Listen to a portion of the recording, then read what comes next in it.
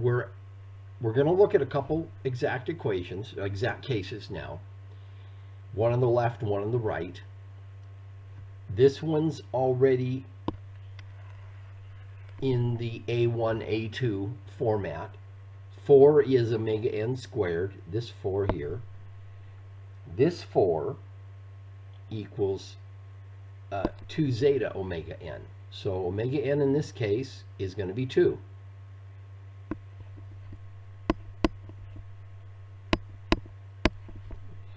And the zeta is going to be equal to the 4 divided by 2 omega n, which is 4.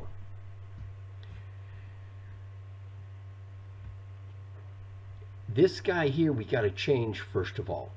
So we got to divide through by 4. S squared plus 2s. 8 divided by 4, 16 divided by 4 is 4 equals 0. The characteristic equation is going to be that. Omega n is going to be equal to 2 again. The zeta in the left-hand side, zeta is going to equal 1. 4 divided by 4. I should have just finished that up.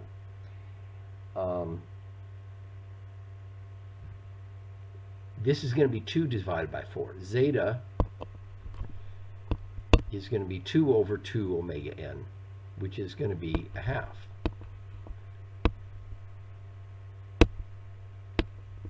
.5. And it's a lousy 0. Okay. Let's go erase ink on the slide. We'll see what these say. Characteristic equation. Omega n equals 2, like we said. Zeta equals 1. Exactly. Critically damped. Roots real and equal. So we've got to use this form of the equation.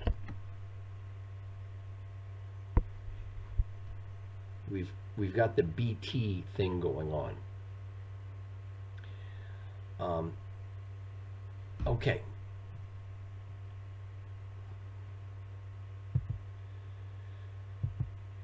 Divide through by the coefficient of the second derivative, the 4. We get the next equation down. And omega n is going to be 2 again. Zeta is equal to 2 divided by 4, which is going to be a half. Not much damping. Imaginary solution. Okay?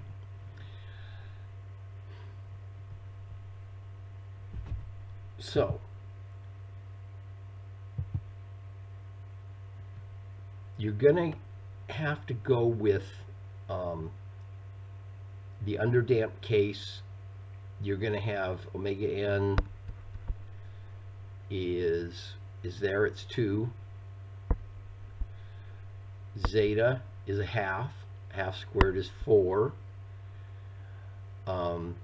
Excuse me, half squared is 1/4, and then 1 minus, well, anyway, work the math. You see that this equation equals the damped frequency is √3.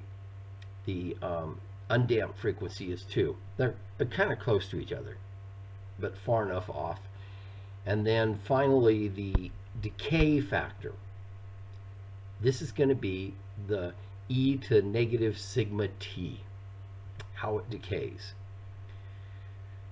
And that's just going to be the product of the two, which is going to equal 1.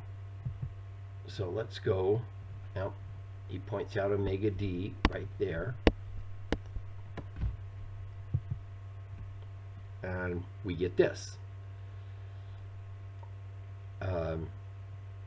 Sigma is 1. The damped frequency is this, and sines plus cosines. Coefficients to be determined. Depends on the starting conditions. Depends on boundary conditions. Same thing with B1 and B2. Just like our first order equations, the K1 and K2, it depended on how things started, how things ended. Okay. I'm going to end that for just a second. I'll be at this example next.